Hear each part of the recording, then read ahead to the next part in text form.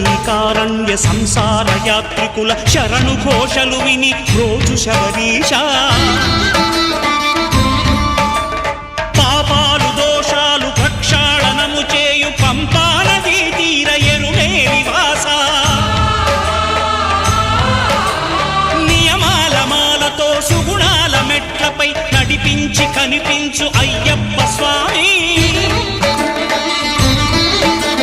మకర సంక్రాంతి సజ్జోతివై అరుదెంచి మహిమలను చూపించు మణికంఠ స్వామి కర్మబంధము బాపు ధర్మశాస్త్ర